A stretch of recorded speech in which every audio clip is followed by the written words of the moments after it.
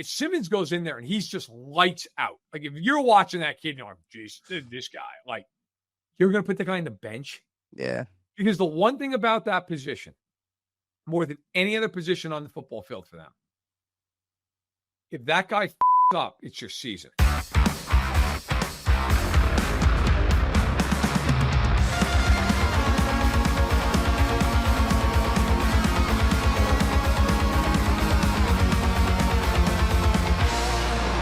It's that football show here on KC Sports Network. Tucker Franklin hanging out with Matt Verderame as always. And as always, we are very appreciative of our sponsors, Ben Holiday Bottled in Bond Bourbon. I'll be dipping into it a little bit later today on this Friday edition. Oh, yeah. Golly, got to get after it here. Yeah, I mean, you got to a face and chug. There's only so many responsible. There's only so many summer Saturdays or Fridays that you can get after. So we're going to be enjoying the Ben Holiday Bottled and Bond, and also Holiday Distillery, the fine products there. You see, I got the 360 signs back there, the vodka, if that's more your flavor. They got all kinds of stuff for you. Go check them out at Weston, Missouri Holiday Distillery. But Matt, how are things going? Been a couple of days since we last chatted here on the program. Things are good. Looking forward to the weekend. I don't know what's going to be like in Kansas City, but I don't know. It is going to be 95 degrees all of next week and this weekend. So I'm thankful for air conditioning. Just living the dream, man. Yeah, Chiefs mini camp wrapped up. Well, obviously, we're going to discuss that. Got about a month here. In fact, from when we're recording this, well, I guess from Saturday, it's a month exactly. Yeah, it's a month exactly to training camp. We'll talk a little about that, I'm sure. But yeah, I mean, things are rolling. Things are good. I was scrolling through the old tweet machine this morning, and I actually didn't say you off the air, so I'll just bring it up to you. Maybe you've seen it, maybe you haven't. There was a report on the old NBA Central, and Boogie Cousins was the one who apparently said this, that the Phoenix Suns had multiple fistfights during the season. Yeah. And then Kevin Durant came out and was like, that's bogus. Yeah. Well, let me ask you something. If you had to pick one NFL team that would have multiple in-locker room fistfights during the year, which team would that be? A team with Russell Wilson on it. The Giants, I feel like, could be a good one because they got a pretty decent pass rush. I think their defense is pretty decent, and they'd just be like, wow, this guy sucks. And they want to do fistfights. Honestly, my first reaction was the Bengals because, like, the defense would be so bad. Yes. Yeah. I thought of them. I kind of debated it in my head for a little bit. I'm going to go with Pittsburgh. Russell Wilson's old team. Yeah. Okay. I feel like DK Metcalf is involved. Now, George Pickens was there. This would be an absolute no-doubter. Slam dunk. So was it the Cowboys? Unfortunately, he's gone. Yeah. So Dallas maybe is a little bit of a sleeper. Uh-huh. But I thought to myself, I'm like, now Pittsburgh, DK, you got Rodgers there. Like, there's a lot of tension because that team, they haven't won a playoff game since that famous game in Kansas City. Right. Is there a world where there's a couple of brawls? I mean, look, I don't know that there's probably a team in the league that's going to have multiple fistfights this year. But, Russell Wilson's old team, Russell Wilson's new team. Maybe the leaders in the clubhouse for who could just break into a full-blown fistfight. I think it's fair. NBA Central tweeted something out about it as well, but they said that he punched Bradley Beal in the face, and I think that's funny. But Kevin Durant is a known supporter of NBA Central, and because he would call people out if they got centled. I think it's one of the funniest bits on the internet is NBA Central. It's awesome. It's great when one of those accounts does something like that, and then Skip Bayless or Stephen A gets on TV, yes, and starts going, like, buddy, you have to read the letters in the name. It's come on, man. There was with the famous one years ago with James Harden. Yes. Yeah. That set it all off, I feel like. Yeah, that was the first big one. Yeah. Yeah. Listen, people have got to stop getting guys. It's like when free agency happens and somebody tries to parody Schefter's account. Man, just take one look. The guy has 58 followers. It's not Adam Schefter. Just look real quick. But it's gotten harder now with you can just pay to be verified. Right. That's what makes it a lot harder. Now, before, if you got you're kind of a moron. Just look for the check mark and you're good. Oh. Now it's the Wild West. Now it's chaos. Yeah. Which wouldn't want it any other way, I guess. That's true. Anyway, the Chiefs did wrap up minicamp, as you Did- mentioned. Training did. camp dates are announced. They will be reporting on July the 21st. Not doing a rookie and quarterback early Yeah, the report whole day thing. this year. I thought that was interesting. Yeah, I heard Andy talk about it. On Thursday, I guess, and he was saying that I guess that they don't have enough, like the lack of numbers. I think basically necessitated that. I can see Um, that. was you know what? Honestly, I don't know if you looked at any of these other teams. I actually went and looked at it, just curiosity. Like a lot of teams, I'd say about half the league, everybody's probably reporting the same day. Yeah. But then, like the Bills and the Ravens, the rookies are there a week before the veterans get there. That's So crazy. on the 15th. And they're like, if you're Josh Allen, you're like, man, son of, like, you got to be there a week early. Now, I don't know, like maybe some of these teams, maybe they're like, look, you stay home. Like it's just for the rookies. I know it's the Chiefs, it's rookies and quarterbacks. As far as I've seen, and you correct me if I'm wrong, so the Chiefs, as you said, it's out as far as, the training camp when it's all going to start. Mm-hmm. I haven't seen like the day-to-day schedule out yet. No, I haven't seen that either. For the Chiefs. I have for a lot of other teams. The Chiefs slow on the uptake there, but that'll come out. And of course, they'll have, I'm sure, their military appreciation day and family day. All the things they typically do. Of course, it is in St. Joe's as it has been now for God. I mean, hell, it's been there. Whoa. As long as Andy's been there, if not even longer. I can't. Yeah, I think they balls and. It might have been 2013 when they moved it there. I remember I went. Yeah, I think I remember going to it the first year it was there, and I think I was in high school when that happened. Okay. That makes sense. I'm looking at the dates of the report dates. There aren't very many teams doing the early report dates for rookies. And it does make sense the Chiefs don't have the numbers because they didn't sign a big of a UDFA class as usual. Their draft class was a little bit smaller than usual as well. So like that makes sense that they don't have enough quarterbacks and rookies to run a smaller camp before they get to the big dance there. Are the who was it? I just lost it here. Who's playing in the Hall of Fame game? Is it Lions and Chargers? Okay.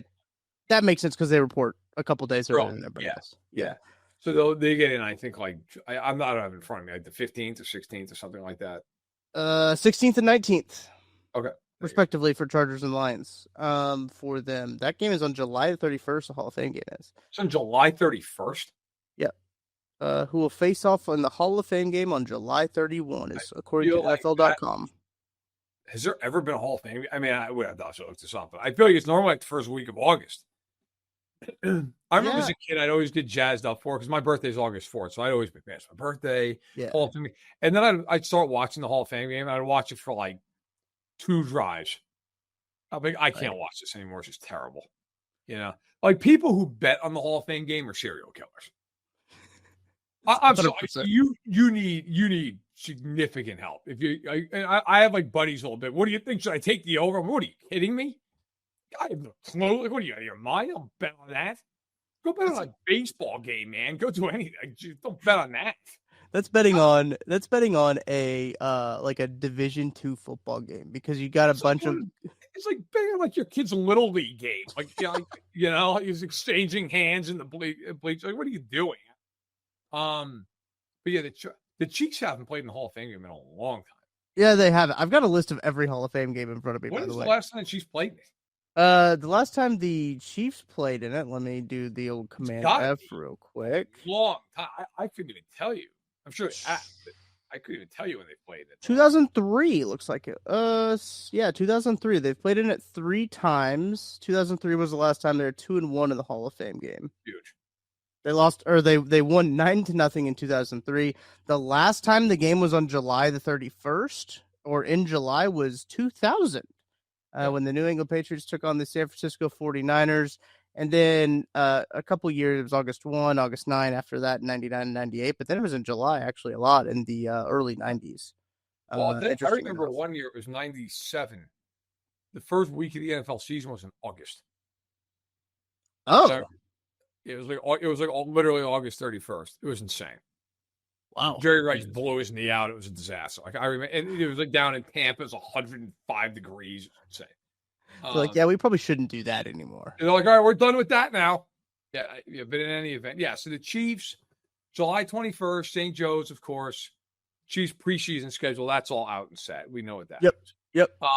They will have one home game this year in the preseason because they have the 9 in the regular season. So I'm sure they're happy to make that trade off.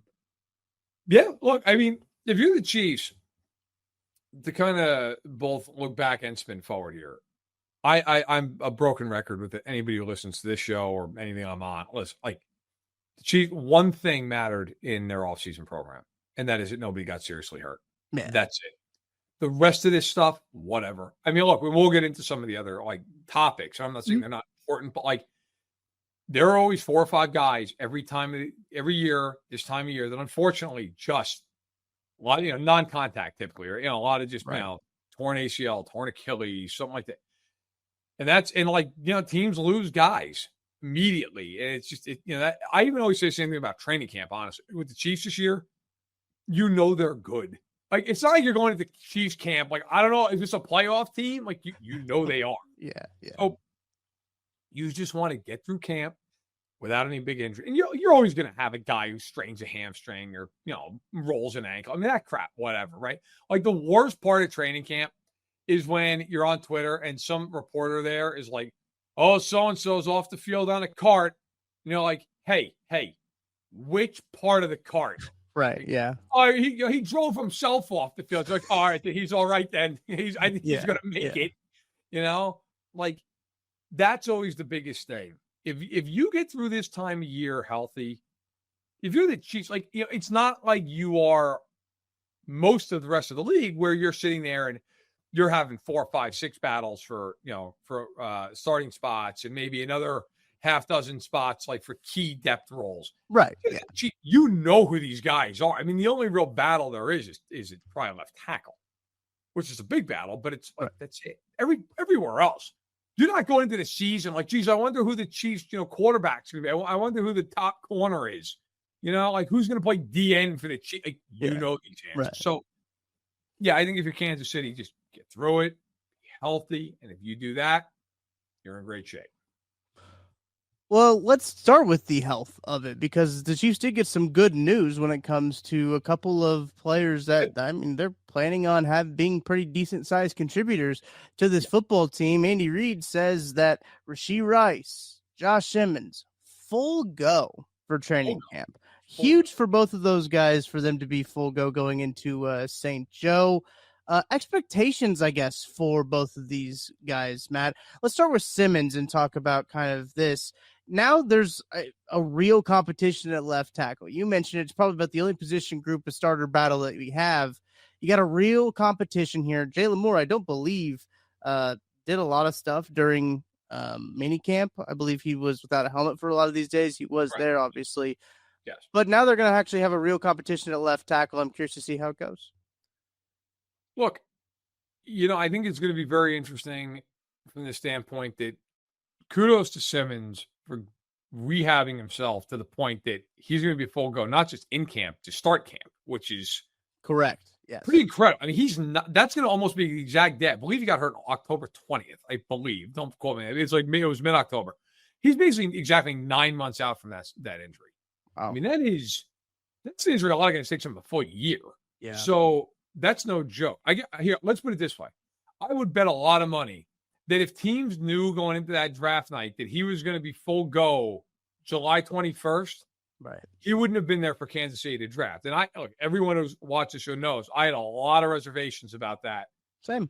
If he's fully healthy, that's great. That's a great job by him. And also, by the way, we're apparently working out with Mitchell Schwartz.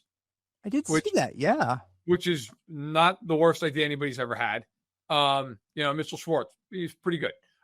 So that's awesome.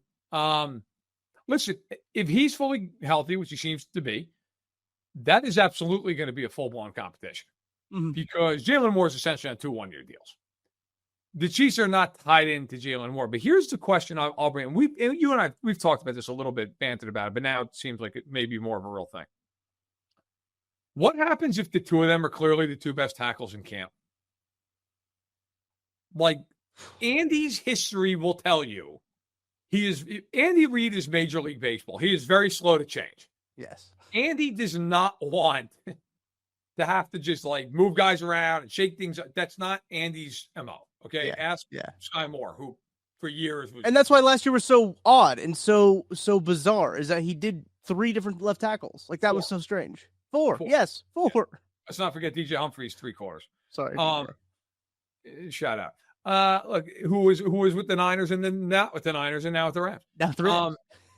Look, I think the only way it would happen is, let's just say it's like August 25th or whatever, and they're sitting there and they're like, look, they are so much better than Juwan Taylor that it is malpractice not to play them. Right. Like, I think it would have to be that. Like, if it's even or even close to even, I don't think Andy would pull the trigger on a move like that. But if Josh Simmons is just absolutely full-blown lights out in training camp and Jalen Moore plays awesome and Juwan Taylor is Juwan Taylor, like, I almost wonder at that point if Mahomes would go to Andy and be like, look, man, like, we've got to play these 2 guys. And Simmons did play a lot of right tackle in college, so it's not like he can do it. You know, it's not like you're asking him to do something he's never done. He's done it. So you wonder, no, again, if I'm a betting man and I'm not, I'd probably I put pretty good odds on the fact Taylor's starting week 1 in Brazil. Yeah.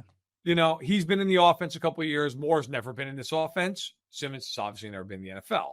So that matters. But you do just wonder, and I guess maybe even more to the point, how do they go into, like assuming that they're not ravaged by injuries in the playoffs? Yeah. What is the starting 5 in the playoffs? Because that's the other side of this. Like, what if they go into the season with Juwan Taylor, but they get to November and they're like, you know what, man, we're good. Like, I think that's more of a likely scenario than day 1, we're going with 2 tackles who have never played a snap in this offense. Yeah. I don't know if I'm big braining this too much, Matt, but would you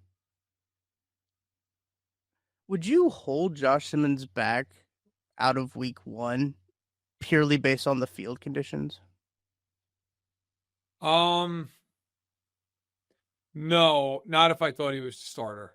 I am, because then you make that same argument like Rashee Rice and all these other guys. I mean, I will say this, and this is something I've said about Andy for a long time. It's probably one of the very, very few criticisms I have. There are times when the Chiefs are just annihilating a team and they just leave guys in. Yeah.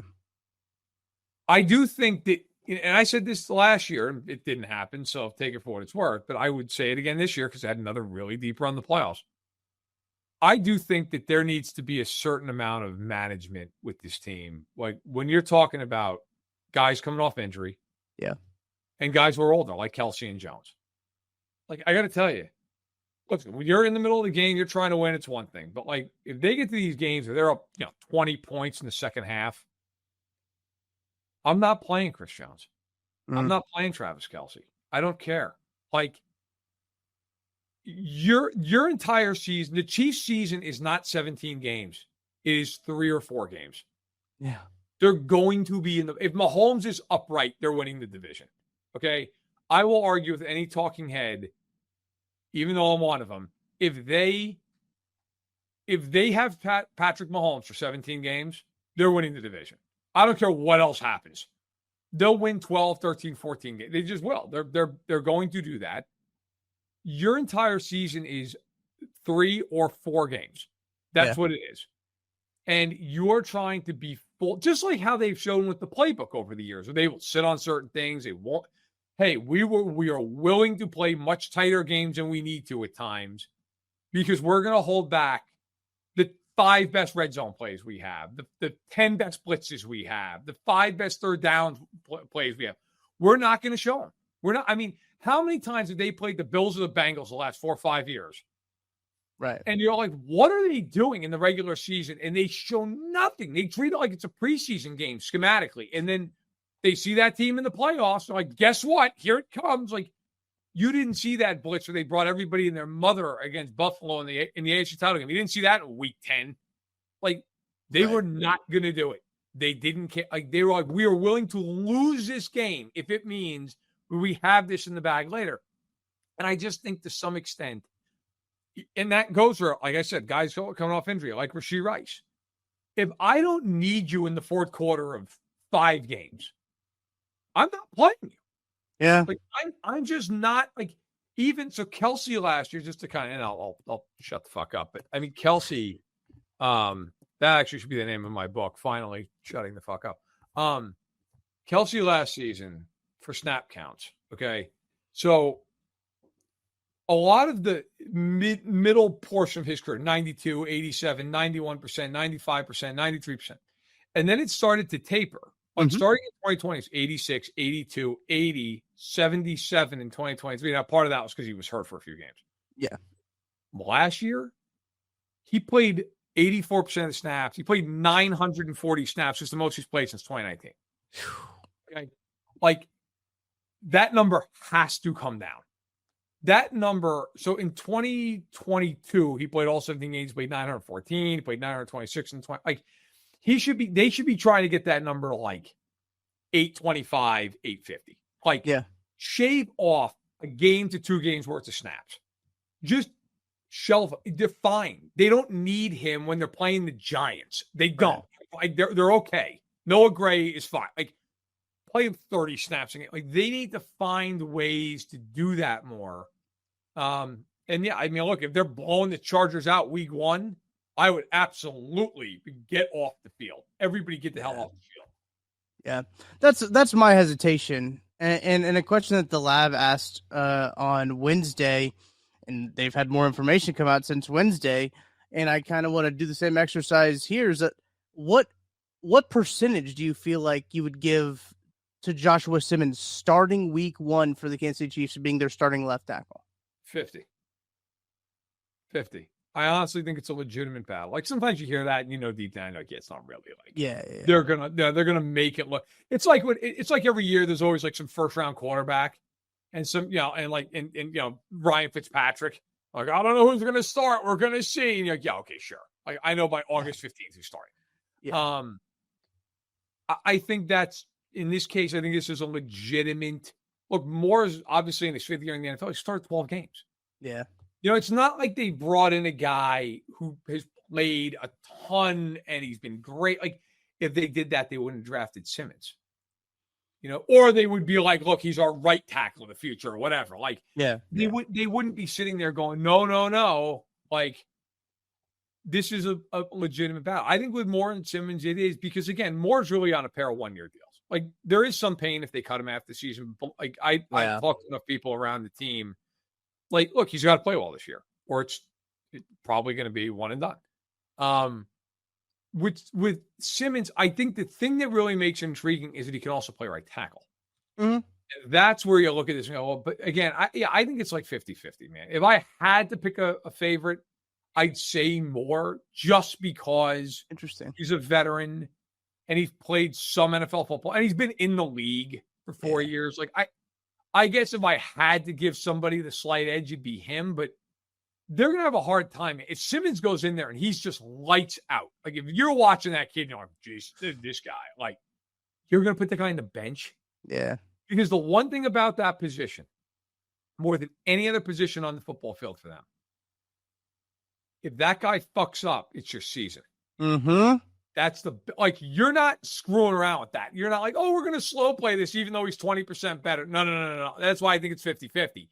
Whoever is better is going to play because they're looking at this going, all it takes is one time. Yeah. Listen, I've had a lot of people ask me, why did Kinsley get such a quick hook when Sky Moore got a bunch of years? You know why? Because when Sky Moore was running cardio, he wasn't going to get Mahomes murdered. When Kinsley Suamataia was just whipping on guys, you can't have that. That's your franchise. That guy cannot get hit like that. So I think Simmons in more of a real competition. I do think Moore is the edge because he might kind of, even though he's new to the playbook as well, because he's played in the NFL, it might be a little easier for him to kind of slide into that. And I think that's going to be a big part of this. It's not just the physical side of it. Who understands the protections? Who understands the checks? Who understands the offense? Like, that is a huge part of this thing at that position. So I give him a slight edge, but I think it really is a coin flip. Yeah, for me, I think that there is. I'm kind of the other way, the opposite of you. I kind of think there's a slight edge to Joshua Simmons. I kind of feel like they prefer to have him go there. First round pick and Just right, first round yeah. pick. You're getting cost control, like you're using your cost control there. It's hard to talk about the finances of it too when Jalen Moore's making $15 million this year, and like that's hard too. In the same breath to bring up how cost control and effective that Joshua Simmons is, while also basically spending that money that you would spend on the level of a tackle that Josh Simmons is on somewhere else. The money just allocated elsewhere, I guess, is how you could say it.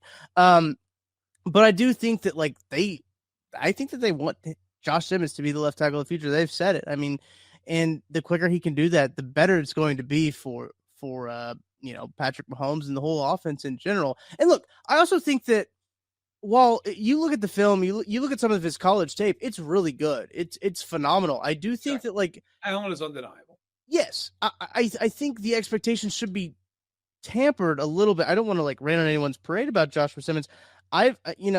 We kind of were not super high on the pick of it just because of the injury factor of it, but there's some really good tackles, Joe Wald in particular, who were undeniable top first round, top 10 lottery pick. I'll say in air quotes because they don't necessarily have a lottery in the NFL draft, but top half of the draft picks that were no brainers that struggled in year one. I think that there's probably going to be a little bit of a learning curve if you do throw Joshua Simmons in there from the jump. I mean, the first 4 weeks, they played some pretty decent pass rushes. I mean, the Chiefs have a hard schedule. I mean, it is what it is. They're playing a first place schedule, but no team has an awful pass rush anymore. I guess everyone's got a good pass rush, but I think that he's going to see some early tests if he is the starter week one. And that's, I think they almost prefer that a little bit. Listen, it's an interesting argument. You're right. The first handful of weeks, I mean, look, your lineup, if you're him against Khalil Mack week one. Yep. I get Khalil Mack's not the same guy. Khalil Mack is probably going to the Hall of Fame. Yeah. It's pretty good. Week two, you're getting that Eagles pass rush. We saw that up close, live and in color. Okay. Week three, you're getting the Giants. So I got to tell you, I don't know if the Giants are good. That pass rush is no joke, man. Yeah. I mean, you are talking about Dexter Lawrence inside, Thibodeau outside, Burns outside, Abdul Carter. I mean, that team, they may not be very good. They might rack up about 90 sacks this year. I mean, they are going to hit you relentlessly. I'll tell you, we've been talking a lot about the Chiefs throwing the ball down the field. You're going to see a lot of the quick game against the Giants. Well, it's going to be coming out. Yeah, there's going to be a whole lot of matchups because the Giants is not great at the linebacker or Carrick is a good point. The other linebackers, But and then you're right. And then week 4 I think it is right. They play Baltimore. Am I right in that? Yeah, that sounds right off the top of my head. I don't have it in front of me. Baltimore week 4, and you that's a good front. You see Jacksonville week 5. It's Trayvon Walker and Josh Hines Allen. Yeah. Week 6, you're getting McNeil and Hutchinson with the Lions. I mean, guess what? You're not seeing a team. And I'm doing this whole schedule off my head, but I think the Raiders are week 7, I think. Yeah, you've nailed it so far, by the way. Okay. And then week 8 is the Bills game, right? Hang on. You went Giants, Ravens, right? That's week 4. Then Jags, Lions, Raiders. And then it's the Bills and then the Commanders, right? Commanders and Bills. Okay. Yeah. The first pass rush. The Commanders don't have a great pass rush, and the Bills don't have a great pass rush. Yeah. Those are the first two teams you're going to see. You're like, all right. And then they hit the bye week. So you get a break there. Now, down the stretch, you don't see a bunch of great pass rushing teams. True. I mean, the Titans have Simmons, but the edge rushers aren't great. The Colts, they have Buckner. They don't have a great pass rush. Mm-hmm. The Raiders, with Crosby, you respect always. But other than him, it's not like that. Although they do have Coons back this year. We'll see what Wilkins can do. Come off the injury. But you do have Denver twice the back half of the season. And that's a team that led the league in sacks. So listen, to your point, very few teams these days, you look at them, you're like, they have nobody who can get to the quarterback. Right. There's probably 5 teams in the league you maybe feel like that about. Remember the year the Chiefs had 10 sacks as an entire team? No. Oh my God, I do. We can talk. But dude, there was a year with them. It was maybe 07, something like that. It was ridiculous. That would track. It's an all-time record. It'll never get broken. As a team, they had 10 sacks. That's crazy. I mean, there have been games the Chiefs have had 10 sacks as a team. Right. Yeah. I'm trying to think. It was like it was right around that time. Like it was like 07 or 08. Yeah, it was, yeah. Oh, here it is. Oh yeah, 2008 when they went 2-14 with Herm. They were 26th offensively and 29th defensively. A real quality team. Good. They had 10 sacks. And this is a team that had Tom Bali on it. Okay. Yeah. Tom Bali had 3. He led the team. Jason Babin had 2. Derek Johnson had 1.5. Glenn Dorsey had 1. Alfonso Boone had 1. Shout out. Ron Edwards had 1. And Pat Thomas had half a sack. That's the entirety of it for the Chiefs that year. Unreal.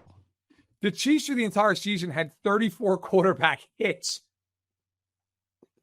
That's impossible.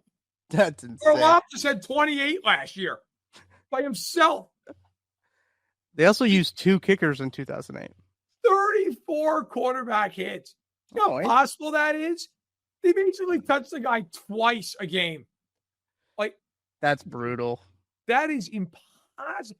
They didn't have anybody who had more than 7 quarterback hits, and it was Turk McBride. Oh my God. That is brutal. Dude, that's impossible. Just by the way, just to go to this current team, like just so I can give people context. So that team had 34 quarterback hits. Last year's Chiefs, as a team, had 112. And that's the year unreal. prior, because that might be the best defense I've ever seen them have. Yeah. 125. Chris Jones had 29 quarterback hits last year by himself. Or 2 years ago. 2 years ago. Carl Loftus had 28 last year.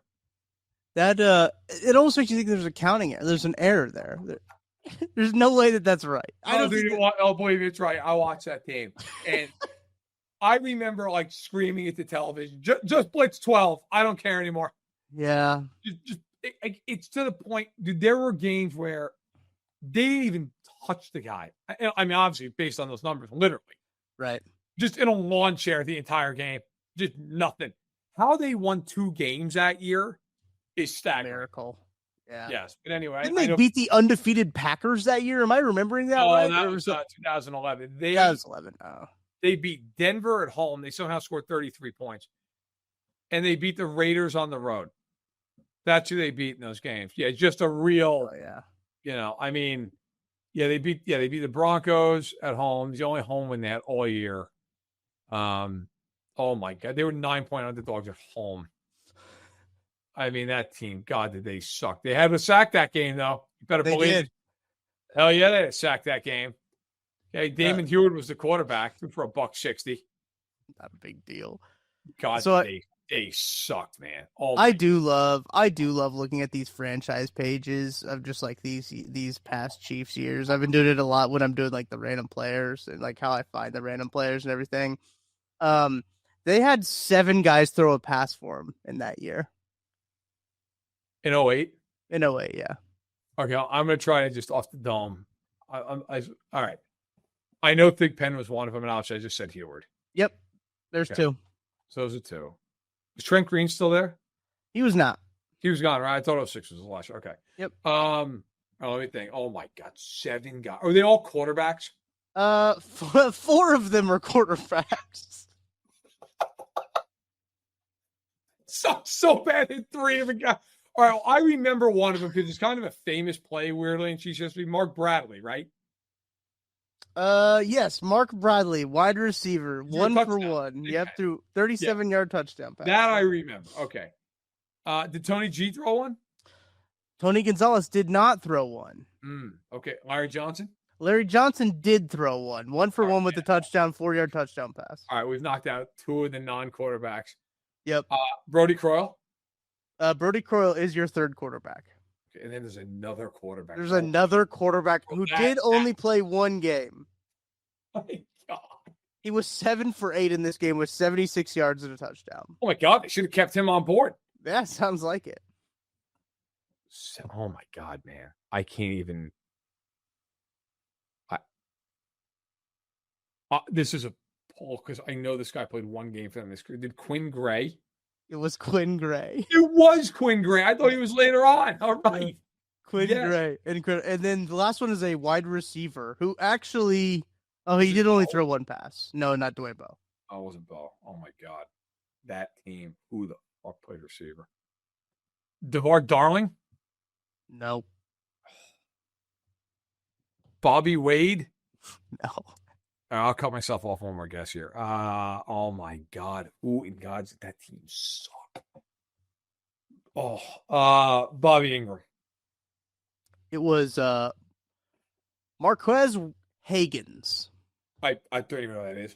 Me either. Honestly, Christ, I had 250 guesses. I never would have gotten it. Marquez Higgins out of Virginia was drafted by the St. Louis Rams in the 5th round of the 2006 draft. Swiftly moved on. Played in 6 career games for both the Rams and the Chiefs. Had a total of his passing stats: 1 pass for 5 yards, no touchdowns. Might have been the best quarterback in the team. 100% completion percentage in his career. 6 catches, 108 yards, no touchdowns. Listen, all this is to say, I feel like lately we've been going down like just the wormhole, the worst teams you've ever seen. Yeah, we have. Guys, gals, appreciate this current team. Okay? Yeah. You know what? When you went to camp with those teams, I'm not kidding. I remember the year they drafted Berry, which was 2010. Mm-hmm. And I remember distinctly having a conversation with my dad. We were talking about different things with the draft. I remember saying, like, they could take anybody at any of these spots. Like, you knew they were probably going to take Berry because they were picking 5th, and it's the way it fell. Like, I remember, like, we all knew, like, Bradford, Sue, and McCoy were going to go, like, 1, 2, 3. Yeah. But I remember just saying, like, after that, anything's on the table. They are so bad everywhere. Like, they could take anybody. There were guys on those teams in those years that you knew in real time. You're like, this guy is atrocious. Like, this guy it shouldn't even be in the league. There was a year, I think it was the first year Haley got there. Yeah. I don't even know that you could find this. I don't know if this stat exists, but people have to take my word for it. If you really want to go back and fact check me, do it. I'm pretty sure they cut 31 players when Haley got there. Wow. And 27 of them were not signed. Do you know how atrocious you have to be to do that? Like, they were just cutting guys and ending their careers because it was like, this guy's awful. No one's signing this guy. It was. Yeah.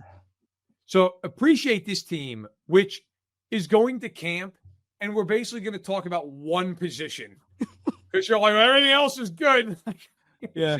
And even that, you're like, they got 2 good options. Like, which one are they going to pick? Right. You know? I mean, if you sat there and listed off your concerns about them, by the time you got to number 3, you would sound ridiculous. Mm-hmm. You know, who's punting? You know, like, right, who's the return man? Yeah. You know? And you're probably looking at Remigio, but like, yeah. You're like, right. And you kind of know that. Yeah. You know, who's the swing guard? You know, you got other teams just trying to figure out 3 of their 5 offensive line spots. The Chiefs are out here like, I don't know, you know, like defensively, who's their 5th corner? Yeah. You know, it's insane. I mean, even other really good teams have 3, 4 spots they're trying to figure out. The Chiefs are literally trying to figure out one spot, and like maybe the punter. Crazy. Yeah. I forgot they brought in a punter to have a punting competition. That'll be fun. It's going to be interesting. Last note before we throw to our break and then wrap up with some power rankings. The 2008 Chiefs' 2nd worst point differential in franchise history. Do you know the first? That team avoided that crown, huh? They did. They got out of it. Yeah, we did it, boys. What were the chances that they went into the locker room for the last game? They're like, listen, can't lose by more than 20. Well, very funny that the very next year in 2009 is the 3rd worst. Haley's first year was the 3rd worst in franchise history. They suck, man. Yeah. All right, the worst. Yeah. Was it one of those teams in the 70s? It's not. Because I was going to say they were bad too. Yeah. No, they were rancid. All right. All right, you know what? No, I know how I'm going to go. The 2012 team? It's the 2012 team. Yeah, that team was... It's so bad. That is the only year, I got to be honest. It's the only year obviously living in New York, I didn't always get to see them as a kid. Like, Yeah. but like anytime I ever had the opportunity to watch them, I always did. 2012 was the first. We had the ticket. Well, then we had the ticket probably by like 07, 08. 2012 was the first year. I remember I didn't watch like half the games. That was the first year. It got to a point. I think it was after the whole Javon Belcher thing. Yeah. I was like, I'm good with this team. I'm just good. I can't, like, this is depressing beyond words. Now tragic. Like, you knew Crennel was one and done. I mean, there was no way in hell he was coaching the team going forward.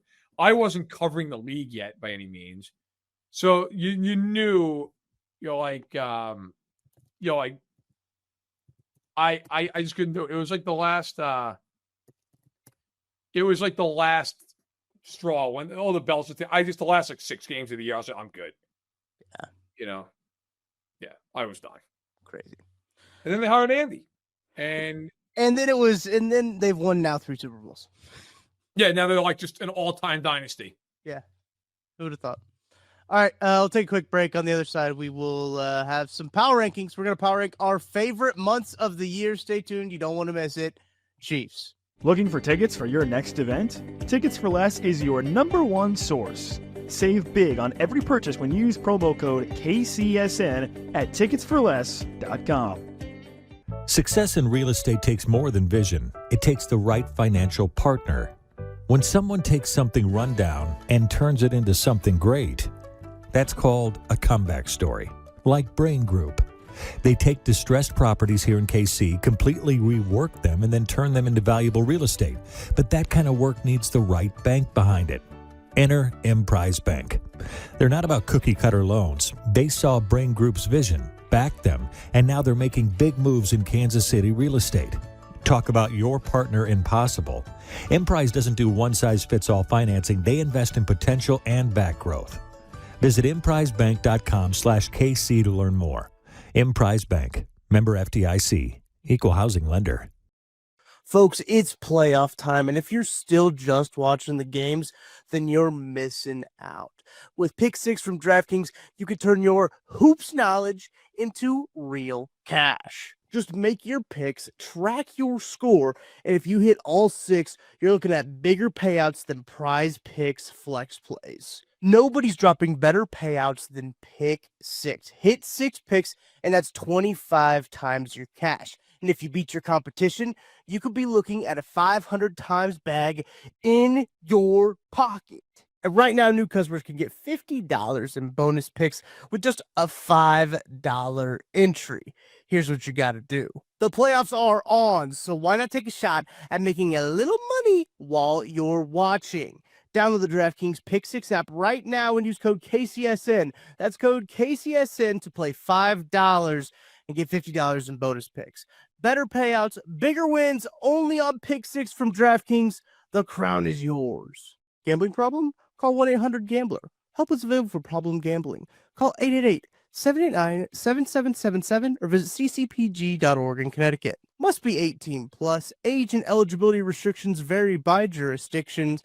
Pick 6 not available everywhere, including New York and Ontario. Void where prohibited. 1 per new customer. Bonus awarded as non-withdrawable Pick 6 bonus picks that expire in 14 days. Limited time offer. Terms at pick6.draftkings.com/promos. All right, time for power rankings. Power ranking our favorite months from 5 to 1. I'll go first, Matt, since this was my idea. It was your idea. Not a big deal. Number 5, I'm gonna go. I think I'm gonna go with March. March at number 5. You got March Madness. You feel the springtime coming. There is always a weird like March snowstorm that happens in Kansas City. It's like the fake winter. Like you get fake spring and then like psych, still winter. With a snowstorm. March Madness obviously a good time, but it's starting to feel like spring. March at number 5 for me. Okay, number 5, which really just means it's a mediocre month because it's 12. It's true. I mean, I'll say April. Okay. Because now look again, just like you. I mean, I live in the Midwest. I used to live in the East Coast, but the climate was essentially the same. Like April was cool because you had like the hope of like, okay, we're finally through winter. Yeah. But it still's not warm. And it's like, I feel like April is just like soggy. It's just snow's melted, it's raining. The leaves aren't on the trees mostly yet, so it's still kind of grayish, but like you're kind of getting there. You're kind of feeling like you're in a good spot. So I'll say April, like a good month because of the hope that is coming down the road, but still kind of eh. Well, that's why I got April number 4 for me, is because like you get a little bit more of the springtime feel with April, right? Because you get the Masters in April, so it feels a little bit more like spring more than like March, right? So it has a little bit of that vibe to it as well. But I do think it's better than March. But I've got it at number 4. Number 4 for you, Matt. Number 4 for me. I'm gonna go a little off the board here, but I'll say I'll leave that for 3. I'll say August. Okay. I'm not a big like 90+ degree heat guy. Like I just Fair. It can be a lot, but football's coming. I was born in August, so that's a plus. Yeah. I do enjoy the summer. I like getting out and being active, so that's always nice. Good. So you have. I mean, I would definitely say August is in there. You got football coming, baseball's coming down the stretch. Basketball and hockey aren't that far away. The weather's good. We at the lake house, go to the lake house. So I'll say August is probably my number 4. August is just off my list. It does get an honorable mention, though. Number 3 for me, I got December. Christmas time is a great time. It could be higher, honestly. I think it's a very close between my 1 and my 2 months, but December, I like the December. There's a difference between December snow and January, February snow.